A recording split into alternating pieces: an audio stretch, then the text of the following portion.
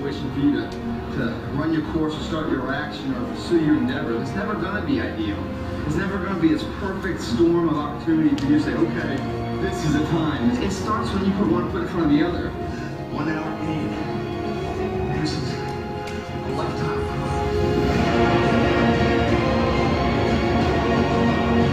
All you need now is a little imagination. And your imagination, guys, whether you want to believe it or not, is a preview of your life's coming attractions. If you can't imagine what it's going to be, don't ever expect physically looking at it. So, strict, but help you stay fit.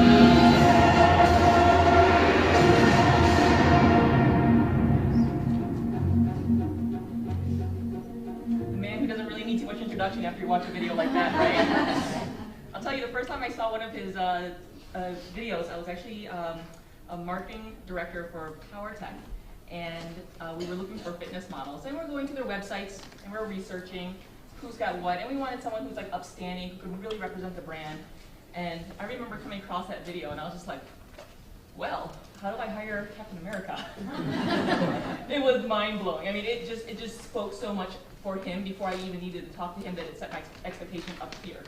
Okay, and it's an amazing thing that Greg has been able to build through video, through his connecting to people around the world, traveling, being in front of people on stage, so that they can see what he is about. And then when they feel his brand and they feel his passion, everything else after that he has to offer becomes secondary. It's very easy. So he's been able to achieve something that is just absolutely extraordinary in business. And I'm going to let him have an opportunity to tell you some of those ventures that he's had. He's a military man, Army Ranger.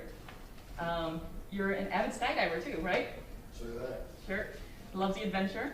Comes to LA with a dream, like a lot of people. He did the thing, becoming a fitness model and getting on a lot of covers and whatnot. But he was really smart to think about the business side of things. And he was able to offer from the very beginning, I think it was the membership site was one of your first products? Yeah. Yeah, your first products? And it's blown up. It's making him 7 digits right now from a membership site, reaching people around the world. I was with him in Stockholm when I first met him, and we went to the local bar. I hope that you were going to be anonymous, but you had 4 testimonials of people who were running up to you saying how much you've changed their life. I was completely floored in a country that I did not expect anyone to know who the heck we were from the next person. So I'm really excited to have Greg Plitt here with us, honored. He came out, just flew in from Australia, and he's going to be flying back out again. And he's going to be able to share his story and a little bit of wisdom about the business side of things. Welcome, Greg Plitt.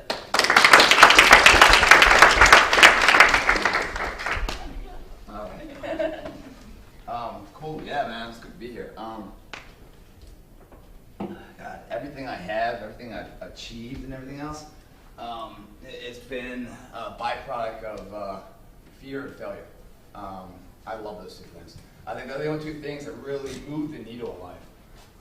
There's no safe endeavors, and they sure as shit become really dangerous when you half-ass it.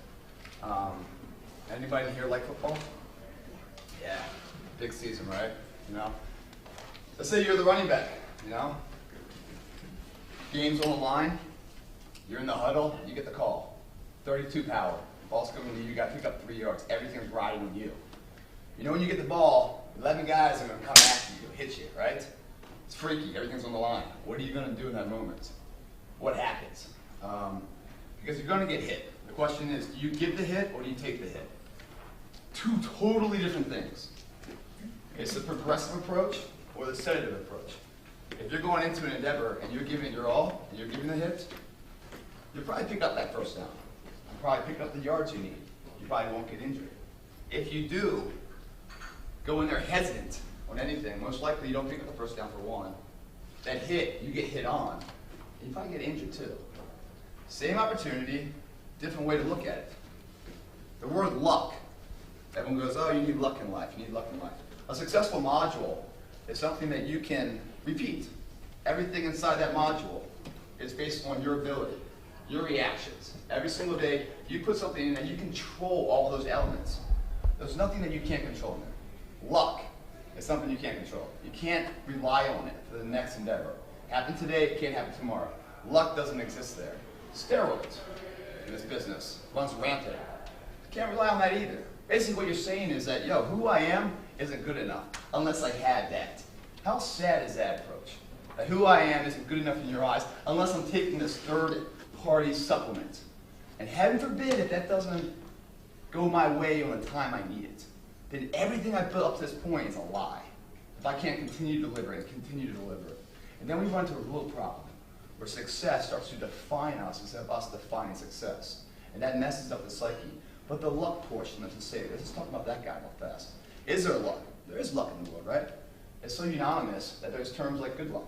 There's bad luck. There's blind luck. There's dumb luck. How can you rely on such a word that has so many different adjectives in front of it? What luck really is having a belief in oneself, an ability, you know, a passion of something that you train and you master and you remaster and you remaster and you give it thousands of hours in the lab with no one watching. You know, 5:30 in the morning, it's raining. You're getting up running. Your competition's still sleeping. And you do it with no one watching. And the event, one day, that trained ability collides with an opportunity. That's all luck is. And those opportunities come and go every single day. It's your ability to notice them and then to react to them. How do you notice them? How do you have the ability to see them? Because you're looking for them. I started a landscaping business when I was a kid. And so got a couple lawnmowers, saved up some money and stuff. Had a truck I borrowed from my dad. Hired some guys from school and started a little program. So I remember the very first time I was in that truck. I was at the stoplight, it's a four-way stoplight, and I'm looking around and I'm like, fucking A, man. There's like landscaping crews all over the place. I'm like, where do these people come from? They've always been there. I just never saw them until I was in a landscaping truck and I saw my competition. People that, you know, think about buying a new car. You know, it's like this new Audi out there or something like that. You know, until you have a perspective of it, you don't see that. It's all over the place. Those opportunities are the same way. Unless you're looking for it and feel it, you won't ever see those opportunities. The thing is, you don't know how many times they're going to come by. And heaven forbid that opportunity does come marching by you, and you haven't trained that ability, and you aren't ready to deliver it. What happens then is regret. It's a never-ending debate inside your head, wondering what if, how, what could have been. You'll never find resolve there. You never find a verdict. It's much better to burn the midnight oil right now. Otherwise, you're going to stay awake from the midnight hours wondering what could have been. That sucks. Like right now, you guys are sitting there, and you all have these ideas, these passions, these things that you believe in that could be. Well, get in line. Everyone does. Everybody does. The differential between a good product, collecting dust, a good product that actually transforms people in whatever endeavor, in whatever theater, is the ability to get it out there. The ability to show up. If you constantly show up, constantly throw shit against the wall, eventually something sticks. You put yourself in the opportunity to get that break. You can't sit back. Taking that first step, that's the hardest step in life. It really is. Because you're all on your own. No one's really going to support you. Everyone calls you crazy. Every major mover in the world, I think, has been called crazy. You know, only later to be called, you know, a genius. But first, crazy. That first step is the hardest step. Everything harder than the first step is later in life. As time expires, the windows of opportunity start to close. And you look back and you're like, no, you could have been great. That sucks. There's nothing you can do about that then. So it's about making the most of the opportunities right now. My career and everything started by having a belief in what I wanted to do and not scared to try it. Even if I fail, that's great. I see failure as a huge positive because that's your honest report card.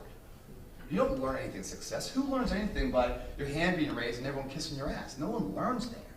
You learn when you get your ass knocked down. And do you have the intestinal fortitude to stand back up, reface what just knocked you down? Because if you do, eventually you overcome it. Because in life, genetics, potential, is a distant second to one's perseverance for it. That's the one that wins the marathon, the person that continues to get up and try and fail, try and fail, and try and fail. ensuring that they never fail to try, because nothing's really impossible. You know, people with far less ability than you, far less potential than you, have achieved far greater than you. Why? Because they wanted that bad. Just a spelling of impossible. If you look at the spelling, break it up, it's impossible. Okay? But we look at it as impossible. It's a perspective on how you see something. If I tell you this is white, and everyone, this is universally white, right? That's a law society says. That is status quo. Society is given guarantee white. That's not as strong as the perception on how you see it. That's the reality difference. When I first started this business, first of all, I was in the military, right? And when I was in the military, you know, this confidence someone has, this ability, this is the juice, the perseverance, the mindset, the willpower, the indomitable the person that everyone has nurtured to. It's a God-given seed that we're born with. It's not like I've got a big seed, he's got a small seed, she's got a bigger seed. There's no difference. We all have the same seed. We just need to water and nurture it. And once it grows, it's perishable. Use it or lose it. It's called confidence, your ability. And you can overcome adversity. But if you don't water and nourish it, then it's like going to the gym. If you don't continue to go, you lose what you got. You know, nothing's guaranteed. It's like when you get married and you have a marriage, you have happiness. You have to work on it every single day. You have to risk it. You have to show up to it. Apply effort to it, right? That's what you have to have. How do you build it? How do you grow that? How do you build that seed? That for people like Thomas Edison, failed 1,093 times. He failed and failed and failed and failed. And his failure was the strength to finally make the light bulb light. How does someone have that tenacity to continue to believe in something so strong, even though everyone says no? How do we question what the world says? Why do we question status quo? Because if we don't, I think the world's still flat, isn't it? Things like the Industrial Revolution never happens. You know, what we see and how we live our lives. We re-network the entire systematic approach. But at first, see with abrasiveness. You know, adversity. Steve Jobs, you know. One person changed the framework of everybody in here is affected by one man's ability of Steve Jobs. How do you do that? It's not how you do it. First, believe it can happen. That one person can override a society's, you know, nomenclature of what is right and what is wrong. If you understand that part, then it's just a matter of hard work. But you know your directional path. When you get up in the morning, and let's say you're headed to the grocery store or something, right? Don't we all get in the car? We go down, we know exactly where the grocery store is, right? We know we're going down the street, make a left-hand turn, we're going to go up here, make a U-turn, come back, park in the grocery store. You know, we know Phil, we know Janet that work there. We know the path, right? We know start, we know finish, we know how to get there. Why don't we have that same mentality in our life? Why don't we get up and with no directional path of where we're going? Why don't we have an end state, a beginning and end? Know what our goal is. Once we know what our goal is, then we back research what it takes to achieve that goal. If I want to be a doctor, I know it's 4 years here, it's residency here, it's this, that's going to take this much time, that much time. We take one big goal, we break it down into small, monthly or weekly or daily achievable goals, know one track. So we have accountability. When people are getting in shape and stuff and trying to transform their body, I say you need a goal. What is that goal? Let's say an event in the future, whether it be a marathon you want to run, high school graduation, something in the future. We have to know about that, right? Once we know that, say it's a marathon, 90 days out. Boom. We tell the world we're going to do this. Why do we do that? Because we will lie to ourselves over and over again. We will spit on our own selves. We will rob ourselves. Or we're not rob someone else, usually. Like if you have a training partner and you're going to the gym, you know, you'll bail on going to the gym because, yeah, whatever, do it tomorrow. But if someone's relying on you, it takes a really weak person to bail on someone else. So we tell everybody we're going to do this marathon because everyone then has accountability to us. We have responsibility, right? Then we have 90 days. What happens there is that we just bookmark our life. We can't push today's requirements to tomorrow because if we do, we lose 1/90th chance to make that dream a reality. So all of a sudden, by having a back-end goal, a fixed point, then we have accountability today. We have to get this done to make that happen. And tomorrow is more work to do. We can't blow off today's responsibility till tomorrow. That's how the module works. And you start to build these character building blocks. Why I love the gym so much is this. It's the fairest form of society.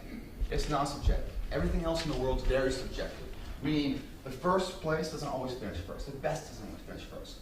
There's a lot of subjective minds to it. In a gym, non-subjective. Harder you work, faster you get it. You want to do more, you get more out. It's very fair, very balanced. And in that process to build your body, you start to build these character fundamental blocks. These things called intensity, work ethic, sacrifice, integrity, sweat equity, every single day. That you get up, you believe something's out there. You know it can be. So now it's just a matter of hard work. We all have that ability. But who's going to work hard? So every day you start to build it. And it's 5:30 in the morning, everyone's sleeping, you still get up. You're hungover one day, but you're committed, you go to it. You continue to pay your dues every single day, and over time, you look in the mirror, you're like, damn, dude, wow, that looks great. That's me, that looks great. And while you're looking in there, you see the transformation physically from A to B, and standing in the mirror, you're like, yeah, what just happened is the greatest thing of anyone that's successful. And it's the missing element that if you don't have, you'll never be successful. It's the mentality, confidence, that hard work pays off. Yeah, we built our body, it's great, right? But what we just built is an undominable will that by learning what sacrifice is, dedication, what failure is, because you can't grow in the gym until you fail. That failure is pushing where your current level is to the next level, forcing a demand for your body to grow from. Without a demand, there's no reason for your body to grow. So failure becomes your strength. Your dedication, your due diligence, all these things you start to harbor, sharpen. It's like an arsenal you're going to war with. Once you build them, yeah, you transform your body, but now you say, you know what? I can just take this other elements I learned here and apply them to other theaters in life. From corporate America, now I'm a CEO, to being a good husband to your wife, to being someone in the community as a role model, doesn't just talk it, words hollow, but backs them up with action. Now we're talking to character. When you have character, then you have value. And when you have value, people come to you. People want to know about you. Why is everyone buying the iPhone right now? Who has an iPhone? Pretty much the majority of the room, right? You guys know Samsung's a better phone. On paper, it's a better phone. Straight down the list. It's also half the price. Why do we buy the iPhone? Because of the name, the value. Why doesn't Ferrari make a $30,000 car? Because you have to pay for excellence. There's a spirit, a credibility there that it's not like anyone can have. You have to work for it. It's a status, a symbol of excellence. It's a symbol of hard work. It's the same mentality of an individual. We are our own company. We're building the IPO value of our own self. And how do we do that?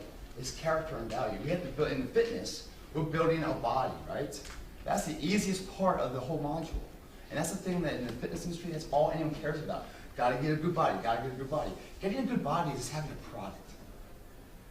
Like all your ideas, that's all it is. But how do you get that product out there? Now we turn to the business side, the marketing, the distribution, networking, how to get that into people. And if it is in people's eyes, do they even want it? Does it fill a void in society? Is there a purpose for it? Or is it just you trying to show off, how big your dick is or something? What is a purpose to it? It has to have value. It has to fulfill a purpose. But you don't learn these things until you're willing to fail. And that failure is that report card coming up showing you where your shortcomings are, where you need to reapply your effort. And then you can fix that weak link in the chain of life to really bring your game up. But it takes guts, it takes strength. You have to be honest with yourself.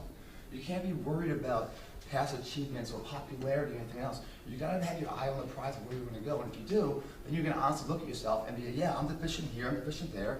You know what? That doesn't matter if I'm deficient there because that's not who I am, this is where I am. And guess what? I know how to work hard. So I can improve that. But thank God I failed, so therefore I know that. So it's not about who wins today. It's the battles in life that you keep going and you win the war of life. And it's really imperative with that. I've never learned anything, as powerful as I've learned from failure. But let me give you a few examples. So my life.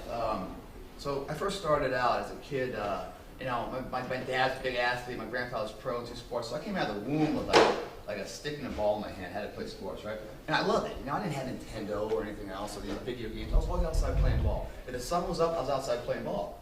In the summertime, all my buddies would be over. We'd be playing ball all day long, even into the dark. We'd be playing ball. Well, my dad would come home from work and he's like, how's that summer reading going? Because as you go from like 2nd grade to 3rd grade or 3rd grade to 4th grade, you got to read these books. And I didn't want to read the books. I want to play ball. And I'm like, nah, Dad, I don't have time for that right now. I gotta play ball, man. He goes, that's cool. I appreciate that. Your mind will get you further than your body. So here's our deal. Okay? I want you to keep playing ball, but I need a half an hour. Half an hour reading a day, then play all the ball you want. Or if you don't want to do a half an hour, I'll give you an option. I'll give you options. You make the decision. And I'm like 7 years old or something, you know. I'm not really, you know, I don't really know what options are. I don't know how to spell it, you know, and I don't read. So here's the other option. Half an hour reading, or we had a pool in the backyard. I need you to swim 200 laps, and I need to do about 200 push-ups, 200 sit-ups, and run 2 miles. If you add all that up, that's a couple hours probably.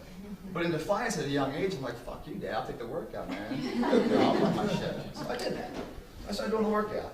And after about a week, my dad comes home and he's like, damn, my little gamble I thought was so easy isn't paying off. So he ups the ante. Now it's like 500 laps, 500 push-ups, 5 miles. You know, I continue to do the workout. And what I noticed at a young age is by doing this workout, it wasn't like I was in the mirror with bulging biceps or any of that kind of stuff, but I saw myself faster in the field. I had more speed, I had more energy. I was running laps around my competition. I go, wow. So what I really learned, you know, unbeknown to me, is that hard work here increases my chance of success here. Hard work pays off. I go, I've got hard work. I can do that.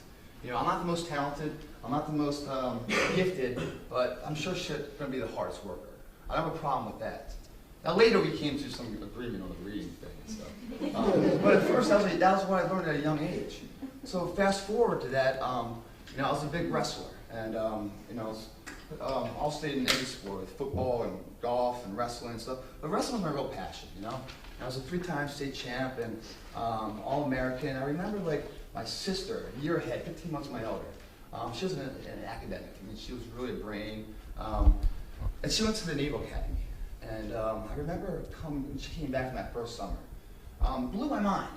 Because like this person who I hated so much, you know, growing up, because she was like a second mother to me. She'd always like call me out, and you know, I was trying to sneak beer from my mom and dad. She would yell on me, or trying to steal cigarettes from them or something, or trying to bring the girl home through the back way, you know. And she'd just call me out, you know. I just fucking hated her. And I was like, I cannot wait for the bitch to leave. Seriously, you know. And then she came back after like being gone for like a summer, and I saw her walking with her shoulders back, her head high, and just the balls of her feet, walking like a purpose. She was fucking natural, like just energy, man. It was like I could see it, touch it, it's intangible. But I felt like I could cut there. The knife was just so alive. Like, I want some of that. You know, and this is the person I hate. I'm so impressed by her in such a short period of time. I go, what is that? It's the way she held herself now. We went to a restaurant, and she looks at the menu for like 2 seconds, and I memorized it. Because, and my man here knows what I'm talking about. He went to West Point. You know, you have to learn all this knowledge, you know, front page, you have to recite it and stuff. So you learn to really quickly absorb stuff. And I'm like, wow, man, I'm not even to the appetizers. And she's like already knows what she wants for dessert. I'm like, I need to get on that track. So I had a bunch of scholarships for wrestling and stuff. And I just said, the hell with it, man. I want to go to the Naval Academy. And so it's a kind of a lengthy process. It's not just an application or something else. We have to go and get like one, you get a congressional appointment from one of your senators or a congressman, which they don't have that many slots, and that's real competitive. Then you have to do a physical test, a psych test, all these different things. Then you have to do the application, you have to have, well, I even had to get like an anal probe, man. Old lady, I get a stool sample, you know, I'm sitting there, and she like loops me up and like takes this cylinder. And I shit you not, it's like cold, and you know, some people might like this, not me. And she's like, we're fucking needed. I'm like, welcome to West Point. It was an acronym, it's called BOHICA in the military. Everything's an acronym. So it's like you always get these shit missions, you know, coming down, and you just like BOHICA, you know, just whatever, carry on. It means bend over, here it comes again. That's what the acronym is. Whatever, getting off point here. So anyway, get into Naval Academy, and set to go there. Finals of nationals in wrestling. The West Point coaches come up to me. They go, hey man, you know you got a congressional bid for West Point too. You ever think about going to West Point? I'm like, you know, no, haven't thought about it. Why's that? I go, you know, because, you know, my sister's at the Naval Academy, and my mom and dad in Baltimore. You know, they're my rock, they're my foundation, they're everything to me, you know. Still my best friends in the world to this day. You know, I can't be without them, you know, so Naval Academy's gonna work better for me there. I go, oh, okay, so what you're telling me basically is that, you know, who you are really isn't you. It's a composite of all these other people, and that you're scared to be alone, and you know all that. I was like, fuck you, man. Are you serious? You know, you're the one asking me to come in. You're gonna come at me with that attitude? I'm definitely going to Naval Academy, you know? West Point sucks, by the way, too. And it made me think, like, why? End state, what did I get out of Naval Academy? What did I get at West Point? Why would I go to one way or the other way, right? And I couldn't come up with a reason why one was better. The only thing that was pushing my needles to Naval Academy West Point is because I was scared shitless of being alone. I'd never been alone. My dad's been there for me for everything, you know? My mom is my greatest strength. I mean, all that stuff, I'd never been on my own, and I didn't want to start now. And I thought 4 years from now, when I get knocked down, I had to find intestinal fortitude, stand back up. 4 years of being on my own, as opposed to being able to run to my sister for help, my parents for help, wherever else. Who's going to build the most character in life? Who am I going to be at the end? And at that point, a big fear popped up. It's time to grow up. Now, some people are told to grow up later in life. Some people are told to grow up earlier in life. I was told to grow up right there. And if I went to the Naval Academy with this information, I just screwed. And that fear would always be alive in me. And that fear would rob me of my true potential because part of my being would be left there at that point. So I didn't have a choice at that point. I remember the West Point coaches called me up. I was late at night. And my mom and dad, were real close, and so they're downstairs, and it's like 11 o'clock at night. And so I call Coach Wood, and I'm like, yeah, man, I'll see you there this summer, man. I'm coming to you guys. And he's all pumped, I hang up the phone. I'm like, all right, that's over with. Put on some clothes, go for a jog. I come downstairs. My mom and dad, they're like, hey guys, so I decided to go to West Point. So I'll be back. They're like, what? They go to sleep at 11. I went for like a 2-hour run. I come back at 1 in the morning, like, it's wide awake. We need to talk. I go, I need to grow up. I need to go. So I went there. And sure enough, it was tough. And then it was time, once you got out of that, where do you go from there, Because you have to go into the service for 5 years. And so for me, like, again, at the fork in the road, where do I go? Do I take the beaten path or the path less traveled? I think the path less traveled is one that leads to character. I think that if you face your fears, or behind that fear is a small door, self-created, that you create, is a person you've always wanted to be. Half these fears, they're intangible. They don't exist. Fear in its own right is a parasite feeding off you, the hopes. And what does it feed on? It feeds on your confidence. And as soon as you find that fear, that's when you can kill it easiest. I got a story of this girl that we went bungee jumping with. 5-mile hike up to the bridge with bungee jumping. And this girl's this, it's all talk, man. You can't shut her up, man. Attractive, I kind of thought she was real cute, and so I put up with the talk and everything else. But you know what I'm talking about. You guys laugh. You guys know exactly what I'm talking about. So we're walking up there, and she's just like, yeah, I'm going to do this. I'm going to do a gainer off of it. All this, bigger balls than I have, I feel like, And I'm like, yeah, okay. So I'm thinking, man, this girl is rocking, man. All right, that's be cool. We get up there, man. Talk. We get to the bridge, and when you look over the bridge, big ass rock down there in the river, man. Just saying, what's up? How you doing? It's about 200 feet drop. And so she comes over to the edge of the bridge, and she's like, yeah. And she, all of a sudden, self-paralysis starts to set in, the fear, the reality of what's happening. She doesn't have control and everything else. And you can see her start to shake, man. And she starts to, like, hold on to the railing, and she comes down to her knees, man. And she starts to skirt back. And now this tough bitch is in a fetal position, and can't even talk right now. I go, hey, what's up with all the big balls on the way up? What's going on now? She's like, I'm good. Trying to back out, right? Fear has just presented itself to her. She doesn't know what to do. She wants out. She wants out right now. So I jumped a few times, kind of like shows all good, and her time to jump. Man, it was like pulling dead weight, man. We finally got her suited up, and she stepped over the bridge and stuff. And when you're over the bridge, about a half-inch piece of metal separating you and the drop, and it's real at that point, man. It's really real. And it's your body saying, nope, don't do this. But what's going to push you? This is that hesitation as a football player. Are you going to go and take the hit, or are you going to get hit? Because if you don't launch off that, there is a huge risk of you hurting yourself by hitting your chin on the board or anything else. You've got to clear yourself from that. But if you're hesitant, so hesitation can cause your worst fears to become your reality. Or if you live in the moment and you believe in your ability, that untrained ability that you train over and over again with no one watching, and mastering, and hoping for the opportunity to explode it, then you can take a situation like this with confidence and actually find reward from it. So she's full of fear right now. I mean, she's shaking, and the instructors are trying to talk her up and everything. And she's like, all right, we're going to count down to 5, gets everybody around. And 5, 4, 3, 2, 1, go! And she just, fuck no, man. She's just holding on to this one dear life like it's grandma. She ain't going nowhere. And I'm sitting over here on the other side of the bridge, and I'm like, oh, yeah, as cute as she was on the way up, man, disgusting in my eyes now. Why? This confidence, I think it's the greatest, it's the most aphrodisiac asset someone would have, confidence. You know, you have someone walking with confidence, you have that aura about them, not cocky, just confident, you know? You know, it's sexy, man, it's sexy. And she didn't have it anymore. So I'm sitting there, I'm like, oh man, really, wow, what a buzzkill, you know? And so the instructors try, can't do it. So they go, all right, so she's coming over the rail and stuff. And I'm sitting here and I'm like, fuck that, man. I come running around the side and I go, boom!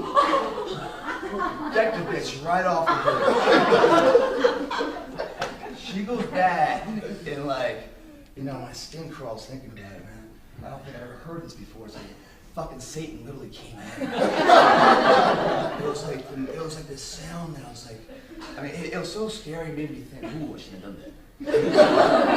If Warner Brothers needed like some background music for the next Hartford, black screen, just put this noise up there and people come and see this work.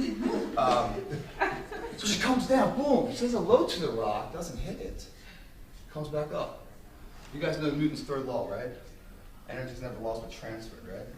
That's what just happened. She killed that fear, you know? So that fear, that energy, that negative was dead. Energy, where's it go? Comes back in confidence. She came back up like someone just gave her first newborn baby, you know? Like a kid on Christmas, like kissed for the first time, just got engaged to, just wow, loving life. Jumped like 3 more times. You think she talked a lot on the way up? Fuck, man. Who's gonna shut her up? I shouldn't have pushed you up. Well, let's really look at what happened there. What really happened there, fear presented itself, right? And what did she do? With some help. Faced it, right? She left that moment stronger for it. If she succumbed to it, like me going to West Point or Naval Academy, if I went to Naval Academy knowing the fear existed and didn't confront it, then the fear would start to grow and take over my confidence. And then I would be a prisoner of that fear. But I destroyed it. And right behind that fear that I created was the person I wanted to be. If she did not do it at that point, then that feeling, that negative thing, would be inside of her, moving into the next objective, the next task of life. And the next task of life, maybe it's a challenge. And maybe in that challenge, she doesn't tell anybody. She's not all big balls in the way. She's a little quiet because she doesn't want that to repeat itself. Or maybe even worse yet, I'm not even going to do it. So then all of a sudden, she's not living her dreams. She's living a path that's opposite of fear and going in whatever direction that is, unbeknown to her, losing control. So it's really imperative going forward in business and everything else. You have those same jumps you have to make, those leaps of faith, but they aren't leaps of faith. They're backloaded with work, training, education, becoming a student of the system, understanding it all. So you mitigate as much risk as possible. And then you go for it. Everything's a risk in life. You know, but if you're backloaded with passion and love and you believe it, you can't fail that. You know, every single iconic person we ever known has failed and failed and failed before they succeeded. Michael Jordan said, I failed and I failed and I failed and I failed, and that's why I succeeded. 1,000 buckets drained with no one watching. So when it does matter, nothing but net. It doesn't affect it. The situation can't be controlled. It's muscle memory. Boom, boom, boom. You're doing what you believe. You've trained it. I remember when I was growing up wrestling. You know, it was a tournament around Christmas time, but everything was riding on this match. The team the team points were riding. The guy I was wrestling was #1 in a state. I bumped up a weight class to wrestle this guy. So it was the finals. Me and this guy, he hasn't been beat for a couple of years, and I'm behind the curtain trying to get ready for this match. You know, and I'm like, yeah. And I'm just nervous, you know, and my dad comes around, you know, my biggest like source of inspiration and stuff. He's like, how we feeling? You know, and my dad, by the way, he's overweight now. He's like 260, 280, he never wrestled before, you know. But he's gonna come at me right now with all this intel, you know, all this first-hand experience. So he's like, how you feeling? I'm like, man, I'm nervous. He's like, why are you nervous? I'm like, what the fuck you mean why I'm nervous? What do you think? You think there's Disneyland out there? No, I'm nervous. What do you look outside? That's why I'm nervous. No, I don't see anything to be nervous about. I think you just shut up, man. I don't want to hear this. And he's like, why are you nervous? I go, I don't want to lose. He goes, you just lost. I go, what the fuck are you talking about? I go, go sit down, man. Go eat a fucking hot dog. That fuck. No, I love my dad, but at that point, I'm like, get out of here, man. I don't want anything to do with you. like, why are you nervous? Because I don't want to lose. And I get what you're saying. And in that moment right there, you know, we are what we believe. A perception of the truth isn't as powerful as our perception of how to see it. One of the books, I was as good as this guy, maybe even better. That's how the books read it and everything else. I've trained my ass off. I'm equipped for it. I'm in better shape. I'm faster. He's a little bit, I mean, it's stacked up nicely. I should win this. But I was freaked out about everything else. So I was losing it before I even tried it. I was taking myself out of the game before even doing it. Why am I doing that? The preservation of life, the terror management syndrome that humans have and animals don't have. Knowing we're mortal, but trying to live for immortality. You know, so in the preservation of life, because we don't want to die, in the preservation of life, we stop living in its own right. We don't want to die, we don't want to die. And in our efforts not to die, we don't even live. That's what I'm doing right there. I don't want to lose what I got. And if it is so fucking valuable what I have, and I can't lose it, then I can never gamble it. If I can't gamble and I can't lose it, I can't grow from it. All of a sudden, this success I've had right now is defining me. I need to define it. It can never be the other way around. So my dad's like, you've done the work. You've done the training. You've killed yourself over and over again when no one's watching. And you went back and killed yourself. This is a time of excitement. This is a time you get to show it all off when the guy out there. You get to show what hard work does. You get to kill him. You get the title. All that work right now, you're a few moments away of getting the title now. If you're nervous, it's because you haven't done the work. And I'm here to assure you, you've done the work. You know you've done the work. So when this opportunity is coming, you're ready for it. It changed my psyche up totally because I had nothing to lose at that point. Even if I failed, I get back up and keep going, you know. But if I fail, it's because he beat me, not because I beat myself. That's why my dad took it out, and I went out there and killed this guy. But I would have lost him if my dad had talked to me. Not because the guy's better than me, but because mentally I wasn't equipped with my body at the time. Back to the military. So I go to West Point, graduate. I go into the infantry. That's the hardest route I could have gone. You know, there's all these other platforms. You know, I picked the hardest one. So now I got a grudge against my own ass. I got to hit the hardest route, because that's the most one that pays off and pays off. There comes a point of return where that sucks. You know, you get tired of always being the hard ass. But that's what I did. I didn't know what I was going to do, and both choices, you know, were admirable. But you know, so the harder one is what I was going for. So I went for that. What post do I go to? What, you know, I went to Korea. You know, the furthest one away. This hell on earth kind of post. Could go to Hawaii. All these things. I went to the hardest one. I thought harder it is, the more I gain from it. That's the lessons I've learned and stuff. Do really well. Rangers, get out as an Army captain. Had a real successful career. 5-year mark. Stay in, stay out. For me, the real love was the people working with the soldiers. Once that was gone, I kind of lost the love to do what I wanted to do. You go into that political stage of every career. In the military, right to a company command, goes into that ass-kissing political, trying to get to the next rank. I didn't want to do that. I had more goals in life, so it was time for me to bounce. So what am I going to do? Male modeling. That sounds good, right? People are like, dude, Army Ranger, West Point graduate, male model, man. What the fuck was wrong? What happened there? That's FUBAR. FUBAR? Fucked up beyond all recognition, right? Yeah, that's how people looked at me. Fuck them. You know? Why do I give value to a third-party subjective? They don't pay my bills. Why am I giving them value? I'm on my path, what I believe inside. There's 2 types of confidence. There's an internal pride. That's a positive one. There's an external ego. And why are you going this direction? If it's because of the ego, you're not going in your own path. And you'll never be able to get to the distance because you can't satisfy everybody. You know, it's like you have to go from within, who you are. If you're doing that, don't worry. That's like what I said. Everyone, called people crazy at first for doing something. Later, they're called them genius. Don't worry. They don't see it because they're in a sedative state. You know, you have to override that. They cannot be part of your system of success. They can't be repeated. Different people, different meanings. You can't have that support. Me growing up, I was using my parents as part of my success. I had to break free of that to be able to repeat this. My parents would always be there. So I had to get rid of that. In your system module success, you have to control all the elements. So therefore, I had to control this. So for me, moving forward, male modeling was the exact same as being a ranger. Why? Because it challenged me.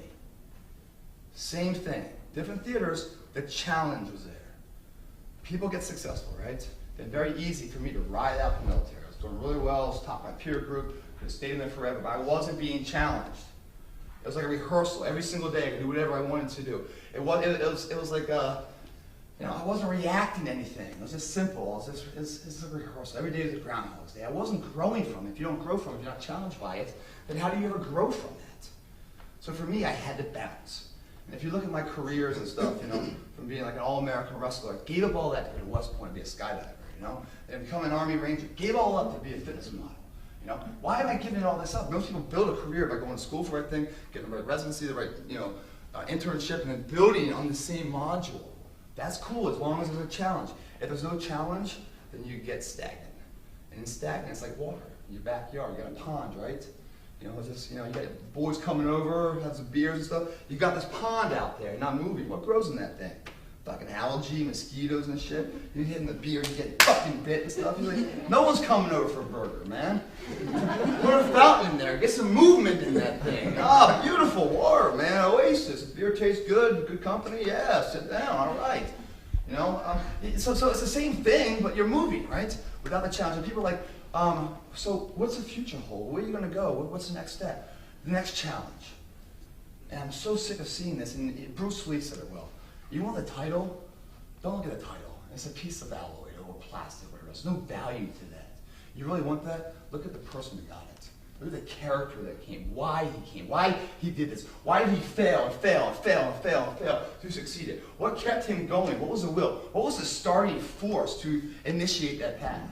Because without that, if your fuel isn't like 100%, you will gas out in that journey. You never cross that finish line. What gave that person the drive to overcome that and beat people against the odds that people never thought he would beat, even better yet, he didn't think he would beat?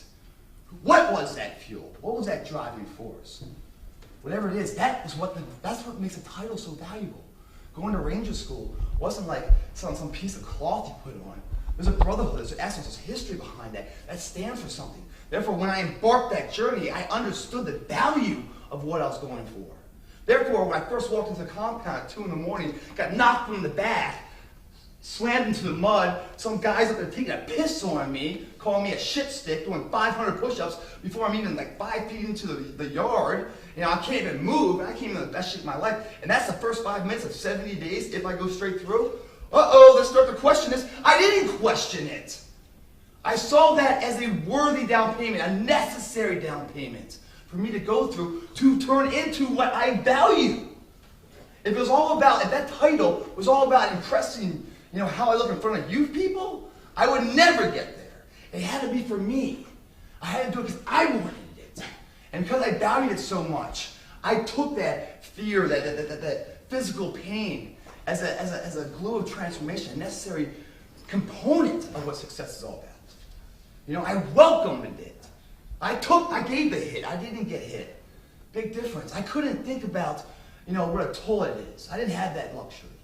Toilet paper, clean sheets, a shower, a piece of food to eat. Because you go days without food. You know, you don't sleep. I couldn't think of that. I couldn't think of my girlfriend. That would just make me weak. I had to stay in the moment here. Because at the end of it all, I wanted to be there standing.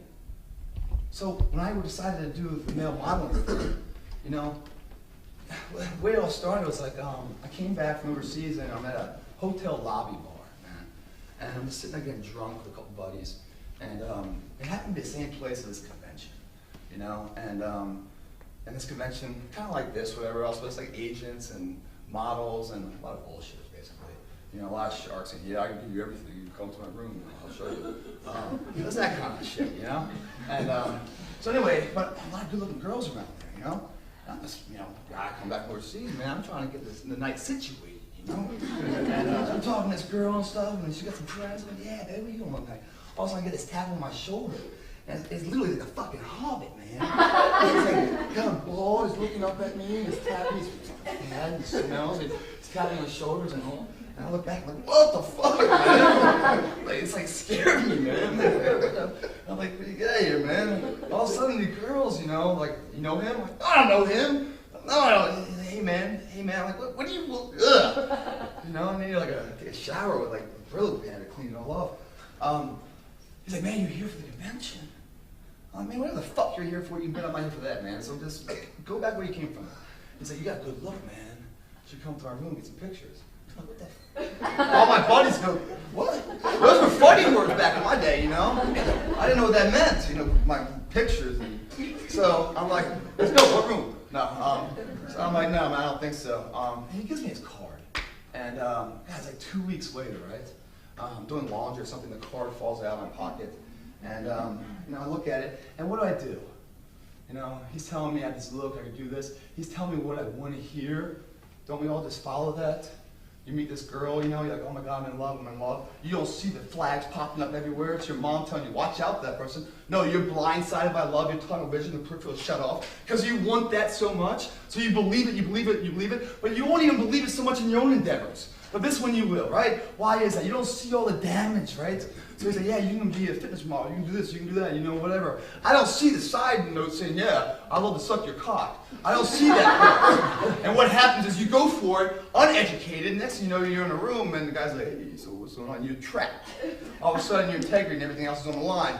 What are you going to do? Because the thing is, you can punch him out, right? But he knows people, and he's going to tell people, and he's going to blacklist you from this to this. I mean, it's a shit situation any way you look at it. You don't get in that situation. You back research it. You become a student of the game. Mind before body here. So I look at the car, I do all my due diligence, I study it up and everything else. Cool, yeah. He's legit. He checks the box, you know? I give him a call. Is that opportunity still available? Yeah, come on up. So I go to New York, do a test shoot. We end up landing the cover of Muscle and Fitness. That's how it kind of started. Everyone's like, oh, Greg, so lucky, man, so lucky. Give him the silver spoon, man, fuck you, right? No! It's that the whole time, the gym for me was never the ends. It was a means to the ends. I went to the gym not to transform my body, so to speak, but my mindset, my fears. Some people go to the therapist and black couch and kumbaya with a stranger and shit. I went to the gym and worked out my stress. That was my therapy. You know, yeah, I get a body too, but that was not the purpose. You know, same before, I was training and training and training, not for fitness modeling, but to bring my soldiers home, alive, to be a good wrestler. So in my life, the gym was a different means to different ends. All I did then was change that means to a new ends in fitness modeling. You know, so I had to look, but it wasn't luck. It was a trained ability that collided with an opportunity. And I was ready for it at the time, unbeknown what I was doing. I didn't set out to be a fitness model. I mean, who the hell wants to do that when they're a kid? You know, if you're a kid, you want to be like the president or a lawyer or a doctor, someone of value. Who wants to be like this fake facade, you know? Well, I guess that, you know, whatever. We'll get into that. We'll get into that. So when it came out, you know, it was kind of cool. It was kind of a team building thing. So I was a company commander, and we were on the cover, right? And inside, they always do like a little cover workout, right? We have to, you know, get on those really tight shorts and stuff that's so comfortable. And so I remember doing something where my nuts and head were just fucking hanging out, you know? It was really tight, and you'll see a head and two nuts, and it was pretty graphic. And she's looking at me like, where's this going? No, but that's what it was. And I did this whole story about, you know, that champions come pairs of two. They battle themselves in perfection. You know, two people stronger than one. You go a lot further with somebody than you can on your own. And that the soldiers were my better half. And I always talked them up and everything else, so they really liked it. But anyway, the soldiers, you know, they're little smart asses. So they took this picture and blew it up like the size of this entire wall, and just focused in on the crotch. And it said, Captain Plitt's peanuts, salted or unsalted. And it's right in the command hallway. So I come to work on, you know, Monday morning. Italian commander's there, walking down. And I'm like, oh shit. I'm like, and they're like, nice package, John, nice package. Making fun of me, but cohesion, you know. And the unit was killer, you know. It's that cohesive leadership of being able to, you know, the rank you have on your collar, they have to respect, but the respect the person wearing your horn has to be that way. When you turn your back, do they carry out your mission intent without you there, or do they not? Are you only valuable? They only valuable to you if you're really yelling at them. I mean, true leaders, you know, build leaders within the leadership. Anyway, so I jump into this fitness modeling thing, you know. So I branch, and so I move up to New York. And I'm doing it hard. My very first audition for a movie came up there. And this is how you have to break the rules, guys. You know, you can't, there's no handbook to life. It's here I am, and this is where I want to go. How do I get there? This is the fastest way. You know? But everyone's like, oh, you're not allowed to do that, you're not allowed to do that. Why? Why can't I do that? I'm gonna do that.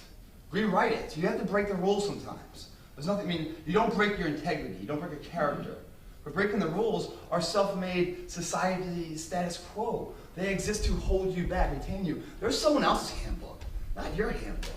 So fuck their handbook. Break the rules. How did I break the rules? A buddy told me there's an audition for this movie called The Good Shepherd with De Niro and Angelina, Matt Damon, William Hurt, military movie. You need a soldier to be De Niro's general's aide in the movie. And I go, yeah, fuck, man, I've been a soldier for 5 years. In real life, I sure as hell can make it, you know? So I go, hey, where's the address? He gives me the address. I show up to this place, right? You gotta sign in. Name, yeah, that's easy enough. Phone number, easy enough. Agency, shit, I don't have an agent.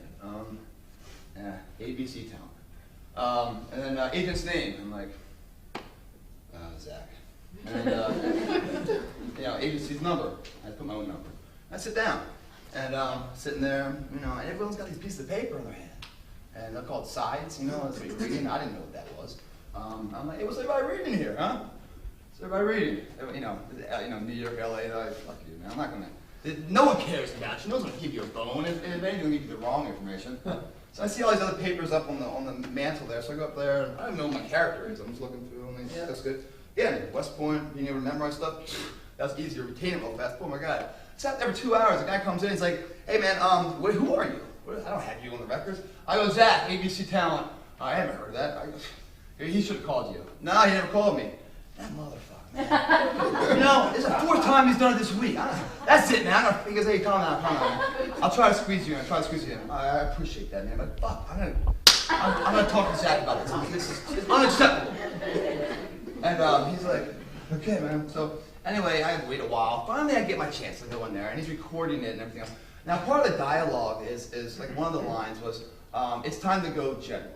Right? Well, that's not military protocol because you always get their attention, especially a superior officer, so you would say general, and then you fucking wait until he's ready, then you dump the intel to him. It's not like you just yell it out, fucker. You say, hey, sir, and when he's ready, sir, it's time to go when you're ready. Thank you. So it's time to go, general. It doesn't work that way if you want to stay in the military.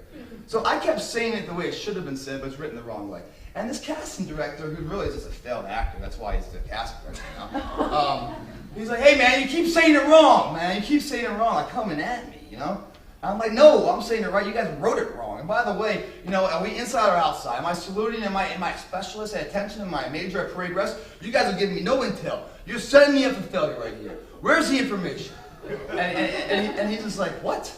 I go, yeah, man. You always get the attention of them, and then you deliver the intel. If I'm at parade rest, am I outside? Am I wearing a hat? Because it's a different salute. You guys, he goes, get out of here. Kick me out, man. On the way out, I go, fuck you, man. And I left. Well, that was rolling. That was on the camera.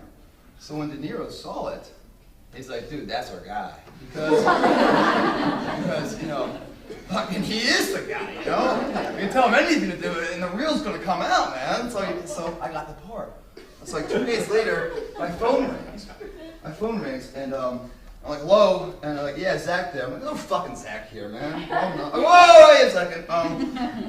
He's in the bathroom. Let me get him for you. I almost messed up there. Come back. Oh, this is Zach. Yeah? Oh, that's great. Well, I'm gonna check his schedule. He's in high demand right now. Now I'm fucking with him a little bit, It's like, let me get back to you real fast, Hang up. I'm like, yeah. So, that's one of my first covers. Iron Man, more breaking the rules, went down this way. I couldn't get in the room. He didn't want to see me or anything else. I thought I had the ability, but I wasn't on his radar at all. Iron Man, controlled by 2 conglomerates. Shot in LA, but the headquarters at the time was in New York, 2 different people. So what I did was I wrote an article about myself, a bio of who I was and everything else, so I thought it was very compelling. And I sent it to them. Then I called them to New York. And I called them as if I was one of the assistants in LA. Said, hey man, you guys get this article on this guy Greg Plitt's bio, man? Man, well, we gotta shoot him, man. He's in high demand. Everyone wants him here right now. Have you read it yet? How many? I just need to know. I know it's approved already. I just need to know how many pages do we have allotted for this awesome story. He's like, wait, hold on. I know what's going on. Oh yeah, I got it right here. He goes, hey, I need to know them right away. So 2 hours, read real fast. Tell me how much content we can use. You want a 12-page or 15-page spread? I need to know right away because this guy's coming in. He's like, all right, I'll get back to you. Sure as shit, man. Like he calls them, And it's like, hey, so it's gonna be about. So I give him, my number. So They call me back and say, all right, cool. So then what I do is I send it to them, to LA, and said, hey, so flip the script though. Hey, we got this great thing, man. We're going to need 15-page spread, so they know about it already, right? So I call LA and say, hey, we need a book to shoot. He's doing a show right now, which I wasn't. And he's got to be there at this time. He only has these 3 days. What's the best day? So I can call him, his agency and stuff. And they're like, okay. And I'm talking to the assistant, so I'm like, just kind of going at him, like attacking him. He's scared. He doesn't know what he's doing. He's like, let me look at the schedule. Open on Friday. All right, cool. What time? And he's like, 9:30. And he's like, 9:30 is good. Okay, the whole day? Because we had a 15-page spread here. Let me get it. All right, cool. Set. So anyway, I show up that day, and I'm in shape. And Mike Neview's a photographer. And he's like, what are we doing today, Jude? As the assistant. And he's like, well, we're shooting this guy. And I'm like, who is this? Because Mike's one of the owners. But I never talked to the owners. I talked to the grunt guys. This guy on schedules, on both sides, and played it back. So when they called, there was reference. When they called back, there was reference. So it all checked out. It was all bullshit. Oh my God. But it's a killer fucking article, though. I mean, it's a great write-up. I mean, award-winning writing, about me that I wrote. So I show up, man. And so what I did is I opened an opportunity. That's all it was. I was given an opportunity. Now I had to have the ability to back it up. So I go there, and Mike Neview's like, dude, I don't know who you are, man. I'm wearing like a shirt, whatever else. Yeah, we'll do a few shots real fast. That's all it's ever going to be. 10 minutes maybe. Just to check the box, and he's going to dismiss it. I warm up, get in shape, take the shirt off, get the little oil and everything else. He starts shooting. He's like, holy shit. We shot for 8 hours. He loved it. Landed cover. Everything I said, I imagined it, wrote it, it was delivered. And I've been good friends with him, probably gotten that cover 15 times over. Every time I want to do something, market something, boom, do that. So you start to work that way. One cover is the hardest thing. That first step is your hardest step. But what's a lot harder is to believe that you could have been something with no time left. That sucks. So you got to make that step. Even if I failed with Iron Man, I tried again, I tried again. Now I'm not saying I'm lying, because what ended up happening was who I was, right? But I had to create the opportunity. Most people sit the fuck back and wait for the opportunity to come to them. The world's too competitive. It's too hard out there. You're not entitled to shit. You're not entitled to anything. You're entitled to show up and give a balanced effort in the best of your ability. Someone's going to be better than you, by the way. That's cool. Can you stay standing? Do you go back scared? Or do you go back hungry to train harder for whatever it is? If it's in the classroom studying, if it's networking, finding the right people, if it's learning, the web service and design better, whatever it is, your craft, does it hunger you to enhance that or not? One opportunity, the first one's the hardest. Then there's a snowball effect. And you get more and more, and I've gotten probably 200-300 of them by now. More than anyone else in a short period of time. And for a period of like 5 years, I was going to cover every single month for over 5.5 years. I mean, that doesn't happen anymore because the magazines are all going under. Probably because they put me on the cover too many times. But either way, so now what? Like what I said before, if you're not challenged, how can you grow from it? If there isn't like a challenge on you, like in the gym, if you don't add more weight to the muscle and cause it to fail, then you can't create a demand for growth. Mentality, your confidence, use it or lose it. You have to continue to challenge yourself. Very easy for me to sit back, and be like, all right, man, I'm making a little bit of coin here and there. That'll work. But no, I wasn't being challenged. I wanted more. Not that I'm egotistical, but I like the pressure. That moment when you're going up to the girl and you don't know her, and you have those butterflies, that nervousness feeling, that anxiety, that fight or flight kind of moment, That's living. That's as good as it ever gets. Some people shoot up for that feeling. Some people snort for it. I just choose to sweat for it. And it builds on itself and builds on itself, and I'm addicted to it. And once you taste success, and you taste the opportunity that you can create it, like Steve Jobs, that you're one person, you can override society's rhyme to reason, that you had that ability, you believe it, then it all just comes out of hard work. Let's keep it going. It becomes addictive. One person with a belief overrides thousands of people with just intent. Because that person's belief gets up, and failure, like in Ranger School, I got knocked on my ass. I was waiting for it. It's going to happen. It wasn't unexpected. And when it happened, I welcomed the pain, because that's the glue of transformation. That's where you grow everything in. There's no path, the easy street that doesn't go through a sewer. You got to walk through the mud to get to the higher grounds. It's got to be that way. So you welcome it, you accept it, right? And then you get busy working it. So once I created a few covers, what was I going to do? Well, let's market it. I was still in New York and stuff, doing well. Had this crazy dream, and I was sleeping in New York. I don't know if I was on LSD, which I don't do any drugs, by the way.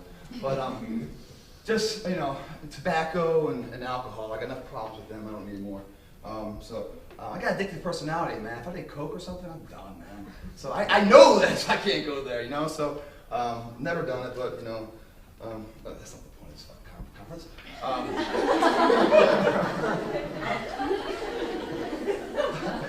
And then, I mean, in all honesty, why do I don't do it, man? Because, all right, so then who you are isn't really who you are, Yeah, let me get totally trashed so I can go have social lubricant to talk to this girl and try to start something, right? Well, once I sober up, I can't talk to her anymore. Then what am I doing? I'm just creating a facade. That's not real. I can't build on that. That module right there has something I can't repeat. Unless my liver's going to go out, but who wants that? I got to go, man. Let's try a new module, right? So it just never enticed me. It never was about that. Getting off track here. So, all right, so I had this crazy dream in New York, right? And the dream is something like this. I don't remember it too much, but I woke up at 5 in the morning. I had a cool place in New York. It was like floor-to-ceiling windows, overlooking like 5 bridges down Battery Park, where all the veins and the subways were, so you can get auditions and stuff. So I had this crazy dream that I was at kind of giving a speech of some sort. It was a culmination of a lot of work, and the fruition came. It was like almost an award of some sort. It was just I remember my mom and dad were in the audience, and it was just this moment, this feeling that, hey, you climb this top. There's more tops to go, but you're at this one peak, and hey, take a deep breath for a second before you keep going. And what I remembered, it was just in LA. It was in LA. I was living in New York. And I was traveling back and forth to LA and Miami, different places for shoots or doing whatever, or commercials and stuff, but it's so vivid. So I got up and went downstairs to the gym in the building. And it's like 5 in the morning, so I got on a treadmill, I'm just running, but I'm thinking about this dream, and as I'm looking out the window, it's all black, so I'm seeing a reflection of myself. So I'm doing some kind of self-gathering, as I'm just jogging, at really slow speed, because I hate running. And I'm like, maybe it's a walk now. It was a jog, whatever. So I'm jogging and stuff, and I'm thinking about it. I come to the conclusion, I'm in the wrong town, and I gotta go. Today I gotta go. And again, you're crazy, what are you doing? I go upstairs in my room, man, I start taking some pictures. I put it on Craigslist, West Side Rentals, everything else. Now I was in Battery Park, where the financial district is, so there's a big turnover of Wall Street guys. So it's not hard to get somebody. I didn't think I'd get them so fast. I put them on at 7. I got a call at 9:30. Hey, man, can I come see the place? Come on by, man. Come on by. Come on by. This guy's name is Mark. And he comes in and he goes, man, I love it, man. I'm like, of course you love it. It's badass, man. Well, I got 5-6 more months of my lease still in this place. He said, what's the price? I'm like this. He goes, man, I'll take it, man. I'm like, cool. I'm like, you got to take the bed, the TV, and the desk, because I don't want to take that with me. He goes, okay, yeah, I like the way they will. How much? I go, this is going to come with the price. I'm like, cool. He's like, when can I move in? I go, 6 o'clock today. And he's looking around. He's like, really? I go, yeah, 6 o'clock today is good. So he leaves. I go online, and I go to U-Haul, and it's over in Brooklyn. So I go to U-Haul and get the insurance package, because I'm going across country. And who knows how many dents I'm going to have in this thing. So I load up my car, pack it all up, throw it out there. I'm sitting on top of the hood, having a coffee around 5:15, 5:30. He comes by, tosses me the keys. I'm like, good luck, man. And I get in there, and I rescued a pit bull puppy called Quest. And so me and Questy took off to the other side of the country. Didn't know what I was doing. I had to live in that thing for a couple weeks, because I wasn't situated. I got in a, by the way, Quest fucked this car up. Chewed the steering wheel down to the metal. Gear shit. That little foam roof? Gone. Kind of pissed in there, because I would go get a quick bite to eat, and he'd be in there for 20 minutes. And he'd come back with, pit boy, he doesn't like it, just ripping. So anyway, I go to deliver the car back to U-Haul, and he's like, what the hell, man? What am I going to do? I go, hey, right there, look at that page, right there. I said, where? That box is checked. Insurance. Have a good day, buddy. And he's just pissed, I'm like, so anyway, I'm living out of this car for a little bit too, I go to the gym, take a shower there, that's kind of my mojo, Finally get a place, get kicked out, get evicted because the dog's working too much, get another place kicked out, I'm like, man, maybe I made the wrong choice, Kept on going, the struggle, I've always known the struggle pays off, I kept going, landed a $250,000 fragrance campaign worldwide, boom. No more renting, buy a house, boom. bought a house, the height of the market, got on 2 TV shows. They were coming in, had about $1 million in the stock market. I was doing well. All of a sudden, boom, 6 months later, $400,000 in debt. Just like that. Thinking everything's good to go. Everything's good to go. Come crashing the fuck down. Market hits. All at the height of the market. Can't flip the house. House is, bottomed out. Spent like $1 million for it. Can't even come close to that right now. The money I had in the market just fucking drained. Started to lose it, but well, I gotta keep it in there to get it back. No, it just fucking dropped out. 2 TV shows got canceled. Well, I'm not getting those bills coming in, yet I have all these bills still to go out. They say your greatest hour comes right after your worst hour to spare. I mean, goddamn, I was there. I had all these parties and stuff, and were we knocking something? No, I was green. Oh, Green. okay. Let me know what time. I don't know what time it is or anything else. I'm really fucking long-winded, so, I'm sitting there, and I had these parties at my house with people coming over and stuff, right? These LA people that come with nothing, but leave with something, How does that work? That's the mentality of people. And so when the money ran out, guess what? My friendship ran out with them too, obviously. So I'm there by myself. Before I start pointing my finger at all those people, I gotta realize 3 are pointing back at me. Maybe I had to do some fixing, man. Maybe I had to figure out who I am. It's the plane going down syndrome. You have to put your mask on before you can dawn on somebody else, So I had to really look at myself, and I started to really evaluate myself. And I was making good money at the time, though, when it all left. I had no idea, like 5-6 months, I was going to make 10 times that. Never would have if I fucking threw in the towel. Never would have if I didn't see adversity as strength. Never would have if fear wasn't my ally in failure. I knew, I've been here so many times, but never theaters. I examined it, because the pathway out was right here. When people get depressed, that's a positive. It doesn't mean anything's wrong with you. You're depressed because you're doing something that isn't incongruent with who you really are. If you're honest enough and strong enough to look at what that depression is, it's giving you the recipe out. Why are you depressed? No, this, that's what you have to change. You don't need to come all the way over here. It's just a little bit of adjustment. And then boom, sell it. It's gone. It's not this monumental change. So I really started to look at it. I ate some humble pie too. I went to these houses, photographers I used to shoot with, all these covers, to do construction. Because I wasn't just going to go into foreclosure and dump all the, my debt onto the bank. I had ownership, I had credibility, I had character. It was a responsibility. I got 3 dogs now I rescued. Where are they going to go? I couldn't just pull out. Like when you run a marathon, you tell everyone you're going to do it. You can't just pull out. You have to fight through it. There's no divorce card in your back pocket when you get married. Because you're going to work through this. Because by working through it and struggle, that's where the life really is. That's the beautiful thing about it. So I'm looking at it. So I'm still doing construction for a photographer. I'll never forget doing it covered in crap, man. It probably smelled pretty good too. This girl I used to shoot a few covers with came over. And she's like, oh, very cool, man. I was hoping we were shooting together. I'm not shooting. She's like, what are you doing? I'm trying to keep my house, I don't know what that means, I'm a gold digger, shit. Which, by the way, I didn't even know that's actually a profession here.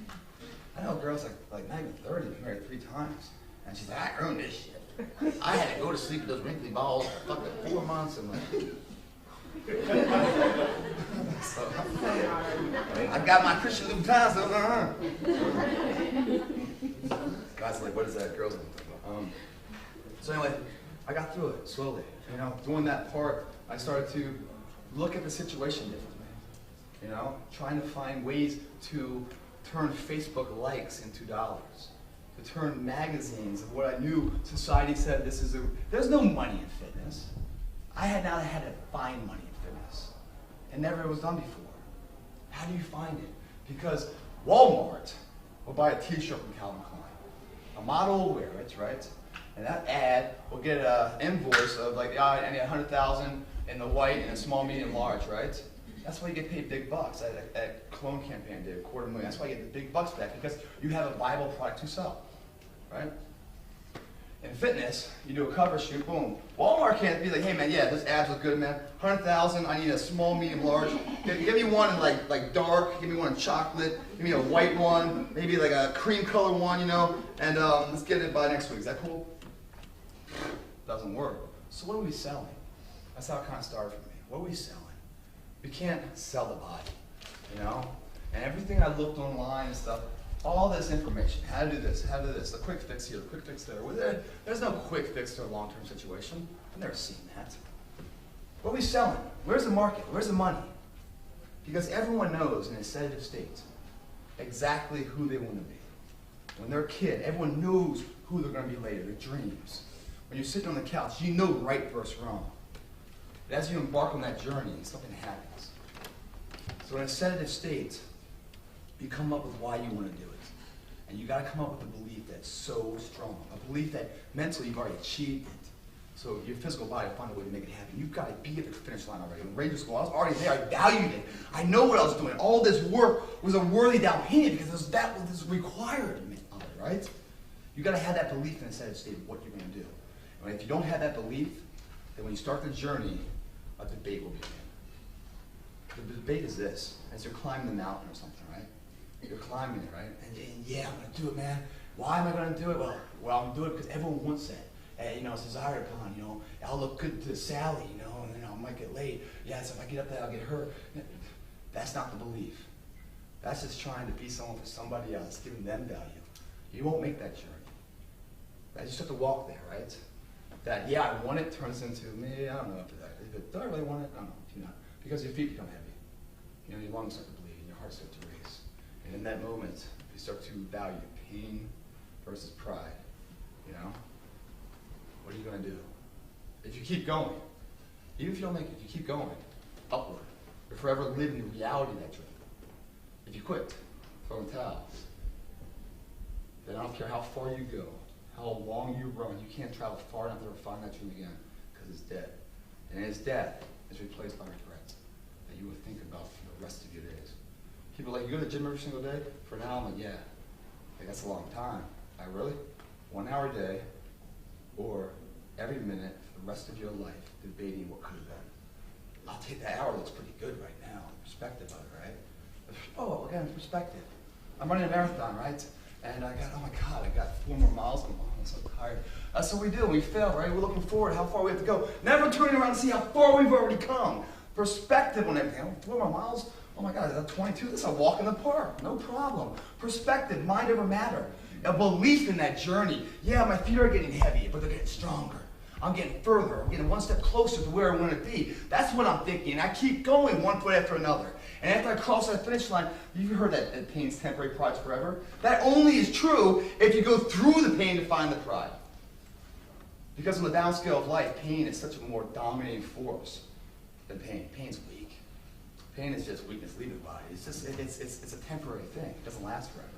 It only lasts forever if it owns you. Meaning if it's so strong and you quit, and then not pride, but pain will last forever. And it's like that girl doing the bungee jump.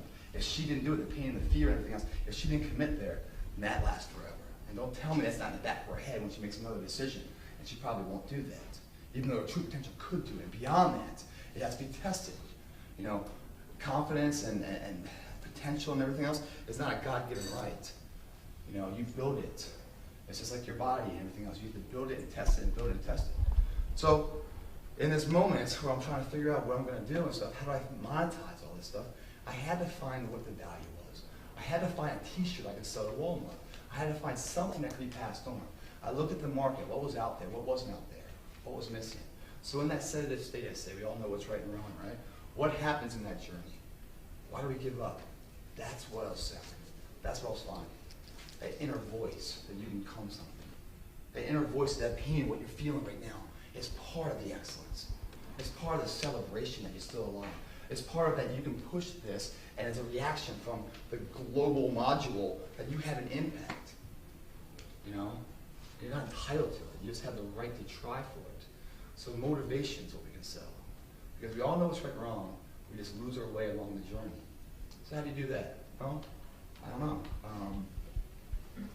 I've gone through a lot of shit in my life. I said, well, let me start a little website and just get back some of the truth of what I've learned. I had no idea what it was going to become.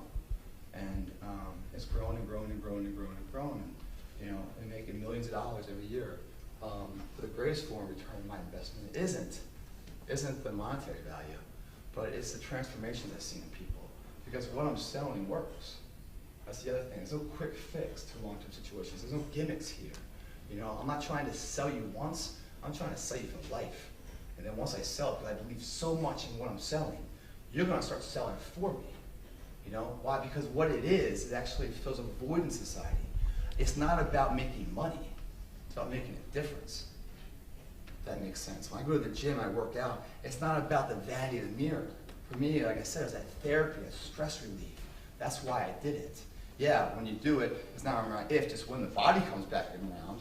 But the passion why I went there is what got me keep going every single day. I had the right fuel in the tank to go the distance and beyond.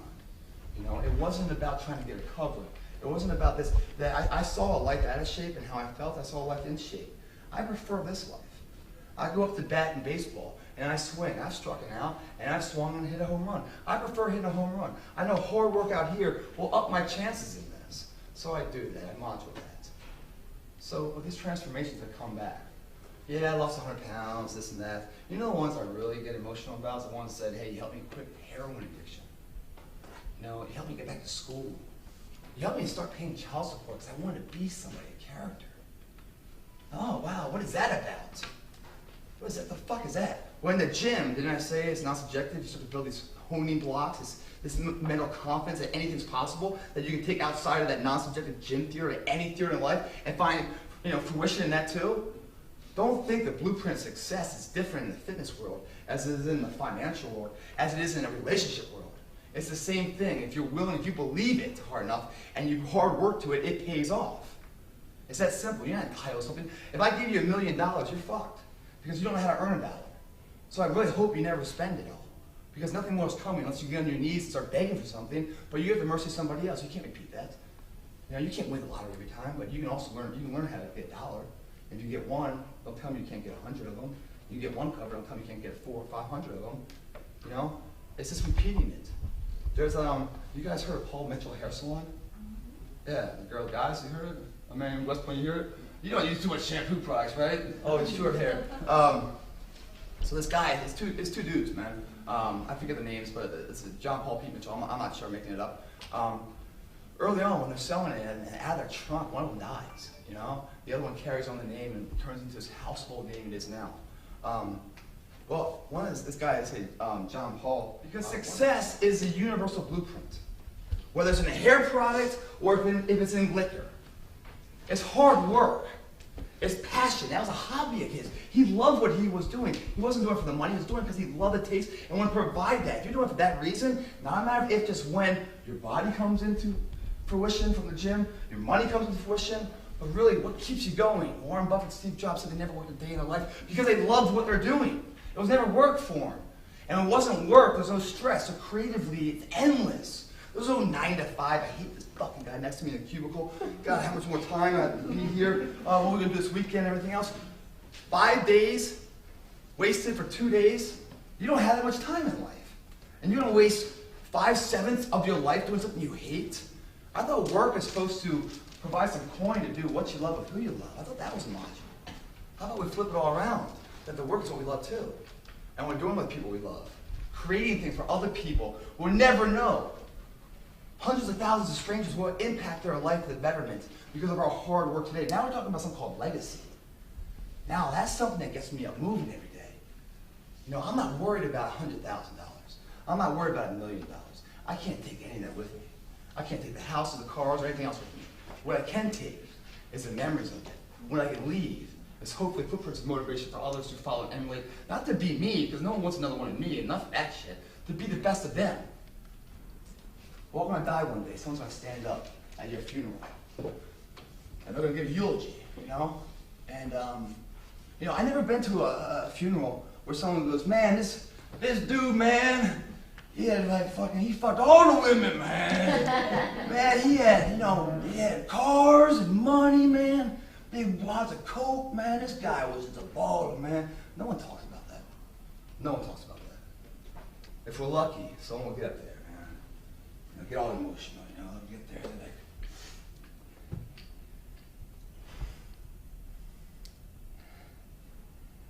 I don't know what to say. I don't know this guy. I wouldn't be here right now if it wasn't for him. He saved my life. And I'm gonna do my best I can passing forward. Something like that, you know? So, and that's a life, man. That's living. We're all alive. You are really living. You know, you have an impact right now. You have the ability to do something with it. Whatever your dream is, we're all different, right? There's no universal path to individual success. It's all different. But every pathway has to go through failure and pain and adversity to harbor and strengthen whatever that is. And thank God that happens. Because when it really matters, when everything's on the line, that's when your product will be ready for it. Whatever it is, guys, trust me, people with far less ability, far less talent, achieve far more because they wanted it. Work it, because you're not going to have this opportunity. This opportunity comes once in a while, maybe. Your youth, the most valuable asset on earth is time. And it's a depreciating asset. And it's on all of our sides right now. There's a parable in the Bible that talks about a king. He's leaving town. He's got all this gold, right? And so he divides it up 3 different ways and gives it to 3 different people. And says, you know, I'll be back in, you know, whatever time. You know, this is a short version of it all. He comes back. He's like, where's my shit, man? He didn't say that. I don't think that's the thing. Motherfucker, where's my... JC, can you believe this shit? No. So he goes, hey, he's like, where's my gold, man? So one guy's like, you know what, man? I grabbed your money. I put it in a worthy investment. So here's your money plus. He's like, cool. Another guy. He's like, you know, I thought it was a sure thing, man. I gambled it, rolled the dice on it. Man, I lost it all, man. I'll do my best to pay it back to you, but I'm so sorry. Last guy is like, just clean it off for you, sir. Just clean it off. I buried it to make sure it was all there. It was protected at all times. Here it is. He gave me this, and it's to the T. Look at it. Let me clean that off real fast. Yep, it's all there. King is furious with one. Who's he furious with? The last one. The last one? Yeah. Why is that? Because he didn't use what he was given. Thank you. Thank you. He wasn't pissed with the guy who lost it because he went for it. This gold, the metaphor thing, is these God-given abilities, these talents that we all have that makes us so unique. In the modeling world, when you go there, what do they want to do, the agent? They want to, we want to conform you to the masses. Blondes sell more than brunettes, or brunettes, so let's be that. What's right now happening? Short hair, let's do that. And by the way, they like people that are really lean and anorexic, so fucking get on it, you know? What we just did is that we sold our most valuable asset, our uniqueness. There's only one of us. Embrace that. And with that is these talents that make this world so enriching. That's your money right there. And when I say your money, that's your wealth. Not in richness, but in wealth and enjoyment of life. Embrace that. So these talents we have, he wasn't pissed that one person went for it and lost. Or happy this person went for it and gained. He was pissed that this person had the ability to do it, and he buried it. Because if you really think about it, these things aren't ours anyway. They're gifts that we're supposed to share with others to what? Enhance their life. To make them stronger for it. That's what our life is. I believe in an afterlife. I think this is all just the appetizer, man. I really believe it, you know? And if you don't believe in it, get believing in it. Why? Because it gives value to your life. It's like having the marathon in 90 days. You have accountability right now to run that marathon. I told everybody, one night I had a chance to make that dream a reality, but in the bigger picture, you have accountability to somebody a lot bigger than you. And what does that do? Keeps you sharp. When no one's watching you doing the right thing, because you're accountable for it. Your life's gonna be better off because of that. I'm not very religious or anything. I'm not trying to fucking, you know, religion, sex, and politics I don't talk about. But there's messages in there. It's the same kind of thing. It's like, hey, I'm gonna study, be a lawyer, I'm gonna pass the bar and everything else. Graduation, big celebration. Yeah, hell yeah. The world doesn't need lawyers. What? No job market? Did all that work for nothing, huh? Graduate school. No work to do. That wouldn't make sense. There's always something for it, right? Don't you think there's something for this coming out? There's a graduation of life. By the way, there's only one thing you get to do in your life once. That's die. So you better do it right. You know? The mortality, terror management syndrome that we all have in life. You know, hey, we know we're going to die, but we don't want to die. So we're very careful in what we do and very cautious and protective and everything else. And in our practice to, you know, erase the inevitable, we end up losing what we're trying to save. we're not even alive, you know? We're not living, you know? We're so scared. We're not gonna jump the bridge because we might die. Don't you realize if you don't jump, you just died yourself? You know? And this is bigger, but it boils straight down into a bottleneck in the business too. That we're not here very long, you know? We have the opportunity to make an impact. And so many people are like, oh my God, well, I got this money, I can't lose that, I can't lose this, I can't do. You lock on that ball and chain, lock it on and drag it around there, you're not going anywhere. You know, if you're gambling in Vegas, let's say you're playing blackjack, put $5 down, right? Cool, man. Probably drinking, looking around, whatever else, no big deal, right? You know, I might look at my cards, I don't know. Let's make it $50, you know. All right, you know, I'll probably look at my cards, you know. Let's make it $500. Oh, now I'm looking at my cards and I'm looking at the dealer's cards. Let's make it $5,000. Now I'm looking at dealer's cards, my cards, everyone's cards. I'm engaged. Why am I engaged? Because it's worthy. It's something I might lose. I have to gamble something in order to learn something. A girlfriend of mine went to Vegas with me. She said, hey, give me some money, Greg, to gamble. I can't do that. She goes, why not? I go, because that's not what it's about. That life, that moment, the anxiety, the pressure, that I might lose it or get it, that feeling doesn't come unless you're going to lose something of value. You've got to put your money down. I just, whatever, buy whatever, but you have to be willing to lose something to gain something. It's in that moment that we actually open up our eyes and learn. It was me hitting rock bottom and opening up to find the value on how to make a business that doesn't exist really. You know, you have to be, so what is that about then? If we value this so much and we can't lose it, then how do we ever grow from it? If we can't put the money on the table, and by the way, when you put it on the table, it's already gone. You don't own it anymore. It has to be that way because you got to take emotion out of it. It's all got to be about science and studying and thought process. It can't be about emotion. Because if you still own that money, when you got a 16 and the deal's got 17, you're supposed to hit, the book says to hit, you won't hit. You know? Because you're scared to lose it, because you still own it, but you don't own it. That's the only way you're free to really make the right choices. Now, metaphorically, in business, it's the same way too. You make your choices. You find out what you're willing to risk, what you're not willing to risk. And once you put it in there, then it's gone. You make it happen then. You can't pull it back out. That's the only way. That's the football scenario again. That's getting the ball, but what is this? Unless you're jerking off, this doesn't work. Why the girls I don't even know what that joke's about, man. It's like me trying to tell you what how it feels in the third trimester of pregnancy. I couldn't do that. Anyway. You guys get what I'm saying with that, though? That makes sense? So then, all right, so what I said before, like success is also parallel with the challenge. If you don't have a challenge, then you kind of stop growing. So the covers became kind of simple, right? I wasn't getting challenged by it, you know? You even made me show up a little bit drunk maybe for that cover, you know? And guess what? I get away with it. Well, this is really bad now. I'm not being challenged. I had to break the mold. I had to do something else. So I started to create a product, Metaball. 7 years it took me. How did that create?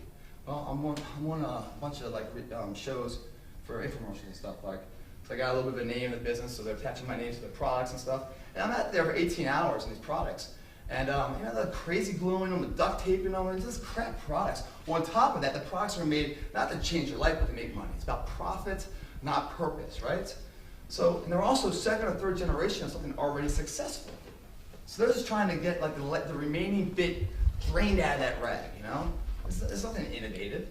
And I'm like, 18 hours, a lot of time to think. I'm like, God, why doesn't someone come up with a real product that fills a void of what society really needs? Why can't we do that? So I started thinking of that. Again, same way I developed my website, right? It was based on what I could sell. What was valuable, what was needed in the community. What I found out by looking at the market, seeing what's there, trying to find a demand of future supply. You know, that's what Steve Jobs was amazing with. He created a supply for what he believed the future demand. The iPad he created in 1982. What's funny about that, the internet didn't exist then, which is like the heartbeat filled with the blood of what the iPad is. That's how far out he thought, man.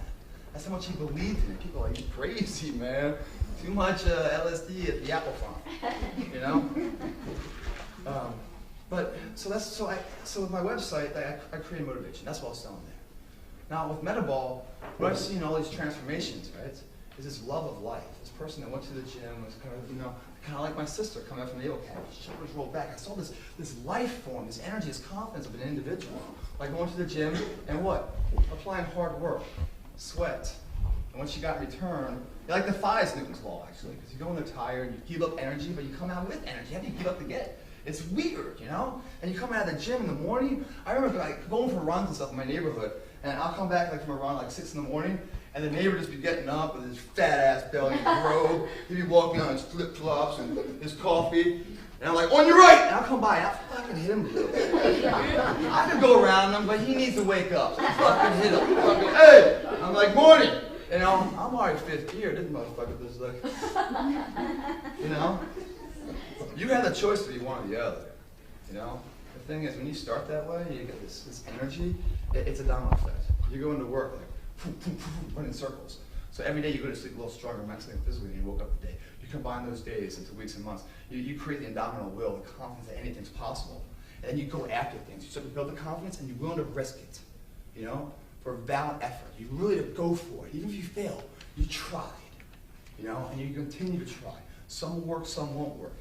As long as you keep going, you've already won. So what I was wanting to create, I saw all these transformations, these people, that level of life come out of the gym. But a lot of people don't go to the gym. You know, it's not about the weight loss they got. It's that they got their life, their confidence, and there's no more problems in life. There's situations I can manipulate to my advantage through hard work. So they do that. My mom doesn't go to the gym. My sister's a facial plastic surgeon. 2 kids. She doesn't have time to go to the gym. People that are real busy want to go traveling a lot. They don't take it. How can I give them that same love of life? So that's how this creation started, by the consumer, finding out a need for them, a demand for them.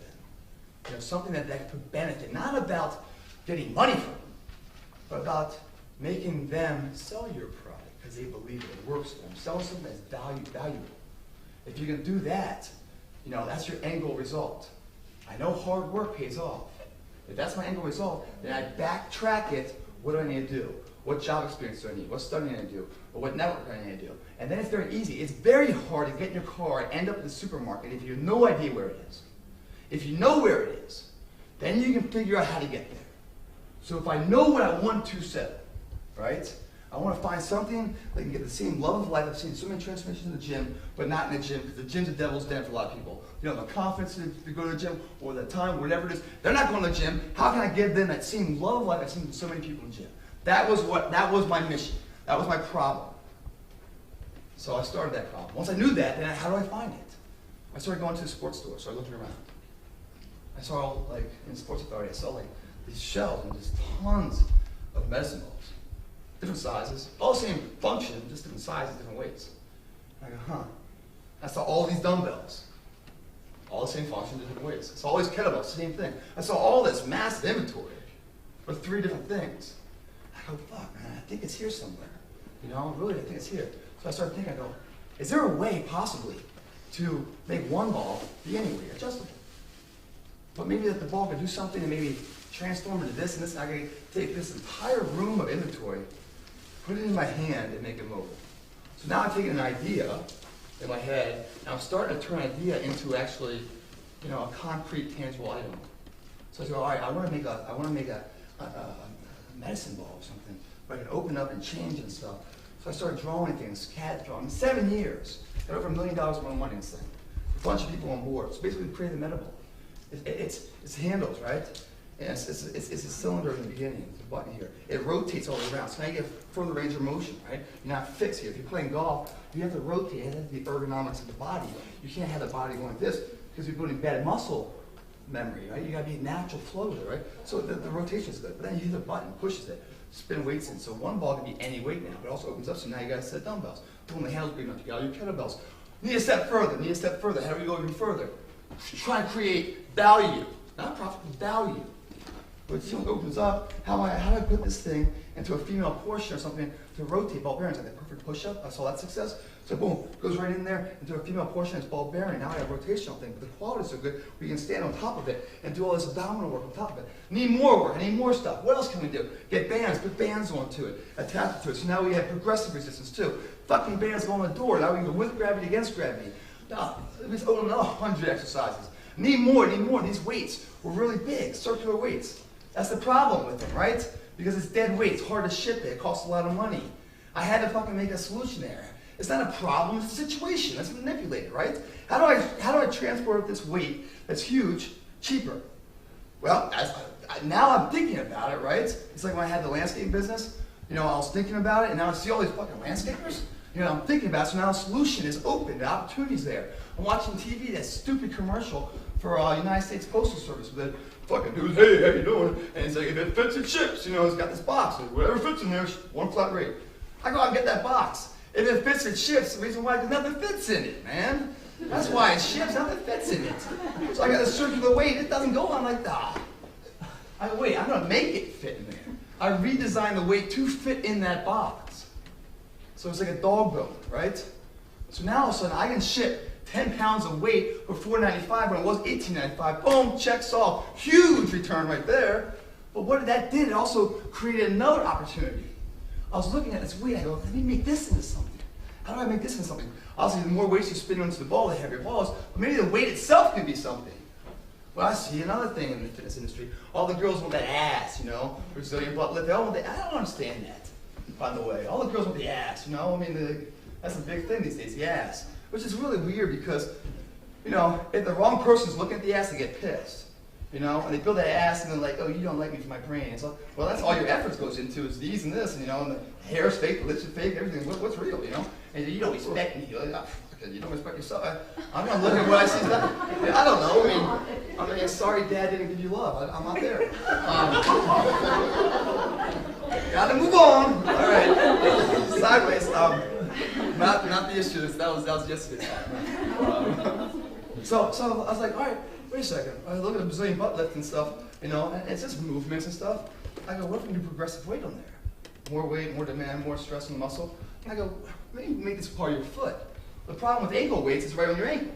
So it pushes against your joint. That's bad for you, right? We just want to have your foot. This thing kind of looked like one. So I made the weight into a T-bar. Stretches to the bottom of your foot. You can add weight to it. Now you're doing all this work, and it's like, I do it, man. It's grilling. What do you think, Dustin? No, but so one problem turned into a solution and turned into another product. So now I had all these things. I was like, great. Doesn't matter unless you know how to use it. And everything out there right now is like DVDs, information only. That's the market. It's all information. But then you have to go buy the products. Or before that generation, it's just product with no information on how to use it. I wanted product plus information because what my goal is to transform the person, not the money from. I want to transform the person. That's my mission when I start. It's about making a difference, having a purpose, not about profit. That's my mission. Now I'm free and clear. Solutions are coming because I have the right mission statement. It's jobs and buckets. I never go to work because I love what I'm doing. I'm loving what I'm doing here, so I'm getting creative and I'm thinking outside the box. All these things are coming and everything else. And it starts to create this thing. So we create like 12, 14 DVDs that go with this. That's badass. Kicks the shit out of P90X shit. I've puked a few times on them. But there's also, modifiers. So whatever you are, I'm with my mom doing it. She can get great workout challenge stuff. I get great workouts. My Ranger buddies are getting great workouts based on your ability, and it grows, it supports it. It's parallel with where you currently are. Then I want to find if it works. We did a testimonial group. Bring in 40 people, different sizes, weights, different backgrounds. Some people with physical ailments, bad knees, bad back. Some people in the 20s, some people in the 50s. I'll call them collectively. Some in shape, some out of shape. Show them the product, show them the system. Boom, 30, 40, 50 pounds lost. But not only lost, man, they got that confidence again. The same thing I saw with my sister. Same thing I see testimonial. Fuck yeah, check. This is cool. So we'll launch it in January. It hasn't been launched. But so I had to be challenged. The covers weren't challenging me. So I had to move to where I was challenged. I had to get out of the military. It wasn't challenging me. I got to keep going with challenges. The other thing, I'm waking up. Look at your life, guys. What do you guys do every day? You want to invent something? What do you do every day? What is it that you need? One day, I was sitting there every morning, and I go to the gym. You need a little bit of whey protein to get your day started. Then you need some energy. You got to mix them, right? So that's what I started to do. I started to mix these things. I'm tired of mixing it. Waste time. I went to the marketplace. I gotta go real fast. But so I went to the marketplace. There's nothing that sells it. There's no energy and protein together. So I go, fuck, there will be. So I created it. And so you need whey protein. And play on words. Whey, W-H-E-Y. And it's energy. You're going up. Way up. That's the name. Way up. Way you had in life, that's the way up. So there's your protein and energy, zero sugar, your B vitamins. Went back in the lab, back and forth to create this. We had Serena Williams fucking dying for it. Serena was just pushing it, creating shit. Not sitting back waiting for life to pass by. But why are we creating this stuff? We use it anyway. It's organic. It's true to ourselves. At the end of the day, guys, it's all you have is your name. You can't break it for shit. If you put passion and love behind anything you do, I 100% guarantee you it's going to bear the fruits of your labor. You know, if you're working for the man, get off that road. Become the man. Work for yourself. Build the IPO, stock value of who you are, guys. It's the most rewarding thing. And the thing is, don't worry about your friends or coworkers or anything else. Get on your path that you currently believe in. You believe inside. It's so strong. When you get on that path, when you climb that ladder of success, they're your new friends. Collectively, like-minded people going after hard chargers. Fuck these people down here saying all this stuff and everything else. They're not true friends, you know? Believe in yourself. Everything comes with it. But without belief and hard work behind it, you know, the last thing is, know what you want. Like, really, it's so easy to get there if you know where you're going. You know? Find out what that is. Once you know what it is, back research it, study, become a student in the game. The path is there. Failure, really look at it. Be excited about failure, because in there is a key to get out of it all. Depression is a real positive thing. It's not a negative. It's a tool of self-discovery if you're strong enough to face it. So welcome failure, welcome pain, and with those two come a huge financial return, but even better, a legacy that when you're dead and gone, the person up here at the podium is crying on your name. I gotta go, guys. Thanks for.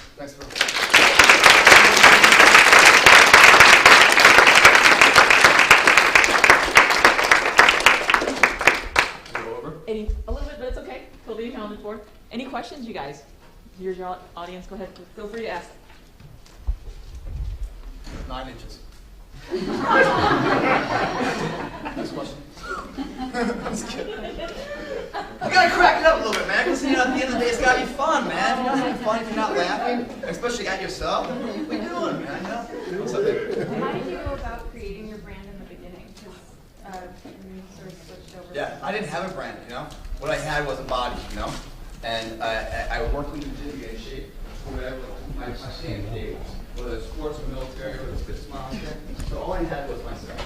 So that wasn't product, right? So I didn't believe in, I didn't believe myself very much.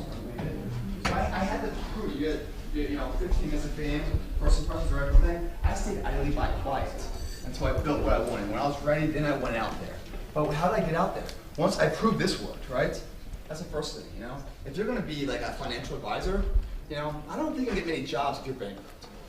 You know what I mean? So you have to talk. The problem with most of the trainers and stuff, they don't walk the walk. Half the trainers look like they need a trainer. You know, it's like if I'm gonna pay you, you should look like what I want to look like. You know, it's a very visual thing.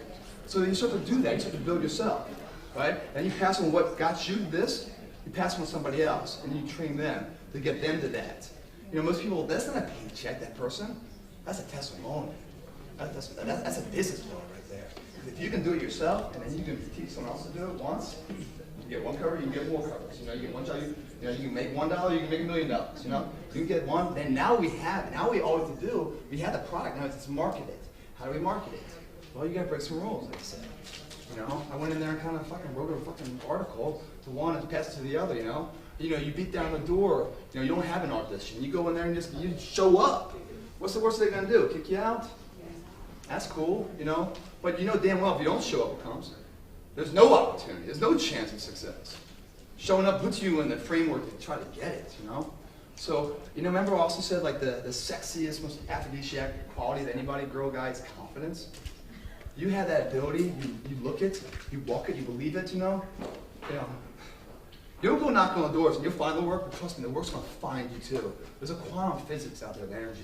You know, what you believe is what you get. It's the opposite of magnets where opposites attract. It's not like, I'm real positive, so here comes the shit. No, it's not gonna be that. It's like, if you're positive and going for it, man, you know, what's gonna come with that is like-minded people. I say, if you really believe what you're doing and you walk through the mud of life, get to the higher ground, when you get up there, you're gonna be around some solid individuals.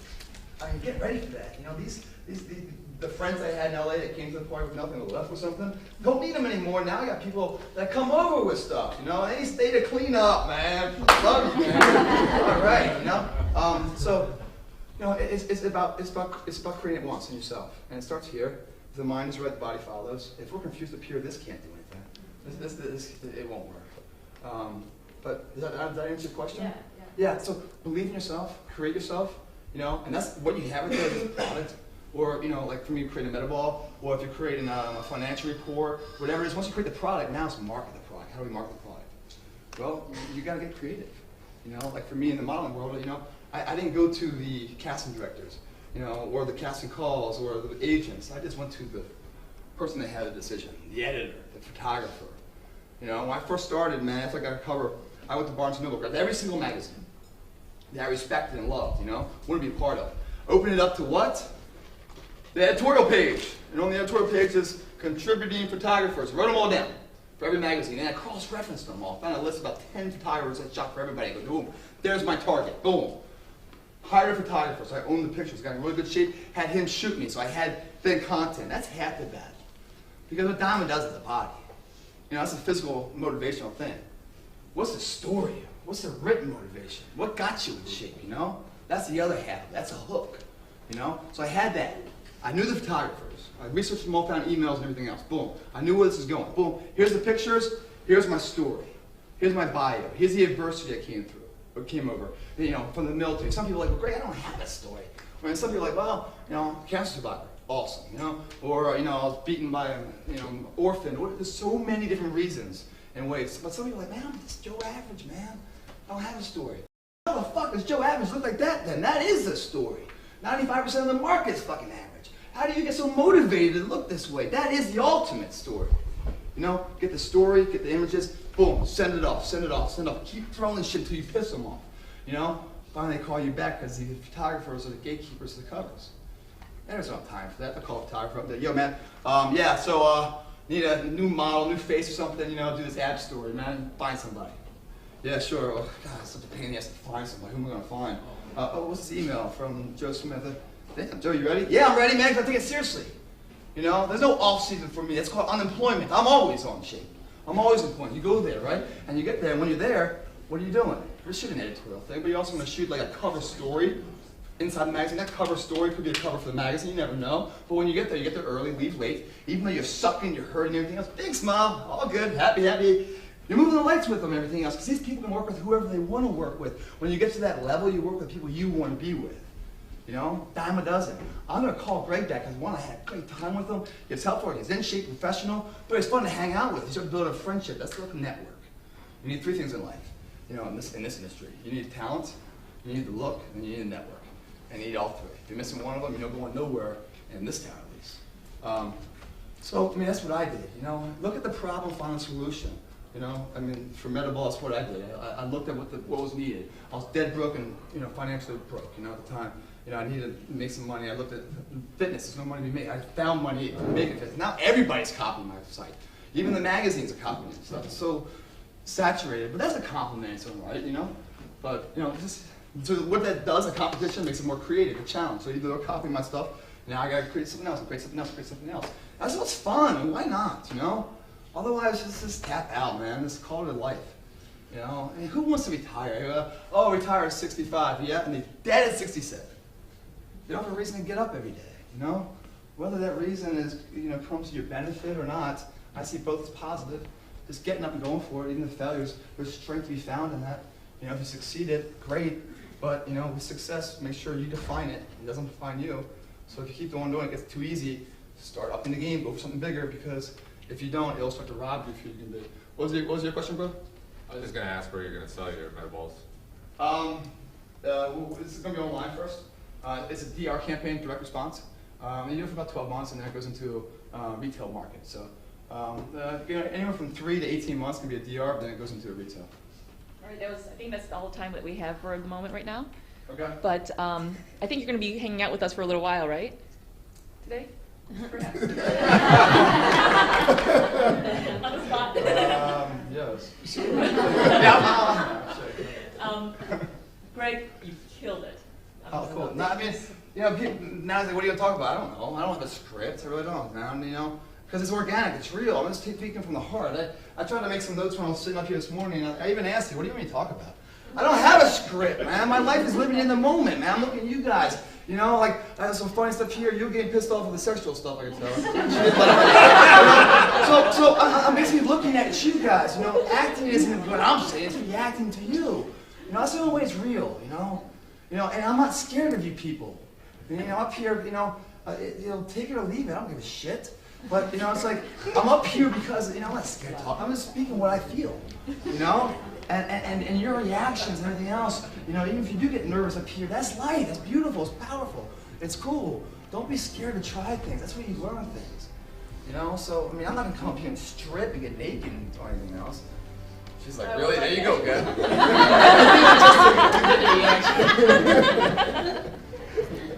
Was that your question? It's like, why are you so sexual? Is that what your question? Why did you have to talk about your nuts? No. I'm gonna ask you if you ever learned to love reading and what your favorite book is. It's not even close. My shades are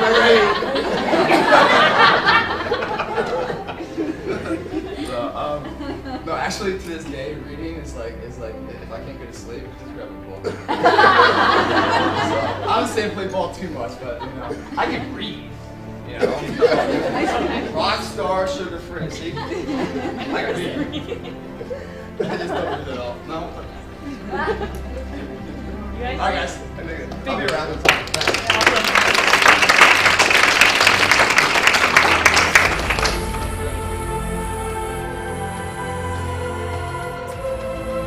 What's up, bro? Doing good, man? Yeah, a little bit. Oh, cool, man. Thanks. I haven't met you for a long time. Oh, yeah? What's your name, man? Marfred. Who? Marfred? It's a good name, man. Unique, man. I like that. Thank you. It's inspirational. Yeah? Oh, thanks, man. Incredible. What's going on with you, man? How's your life? What's up right now? We started a business. Yeah? A year and a half ago. Good, good. Trying to change lives, just like you. Good for you, man. Yeah. Hey. Thank you so much. I'm Heather. Heather, nice to meet you. Totally motivated me. Oh, good, good. With my business and Yeah. trying to figure out what to do. So definitely helped. A lot of things you said spoke to me. So Oh. I'm so grateful Oh, for thank the you. opportunity to have you speak here. It was amazing. Awesome. Thanks, babe. It was like what I needed to hear at the right time. Good, good, good, good. Nice. Yeah, it was good to meet you. Hey, you too, man. Yeah, for sure. Best of luck to you, man. All right, man. Cool. Thank you so much for your talk today. Oh, cool, cool. You are awesome. I'm Jamie. Jamie, nice to meet you. Nice to meet you. I was watching you a lot over there. You I know, seem I was really dying. I was like, oh my good. god, you're so funny and super motivational. Oh, cool. And like, you're quick. Like, you think very quickly. I want to tell you, you're asking girls about the butt and like why we work it. Yeah. You know, it's our powerhouse, right? It controls your hips, so it's not vain. No, it's Girls more work the vain. butt to be Yeah. powerful. Uh-huh. I just wanted to let you know in case, you know, you have to bring it up again at a time. Can I take a picture Yeah, with you? sure. No. Hey man, that's what you know. I gotta say, man, I started my workouts with the motivation every Cool. time. Thanks, bro. Do your job right, you don't do it at all, man. That's right, man. Pick up the toes here, or you dust around it. There you go, exactly, man. That's it, man.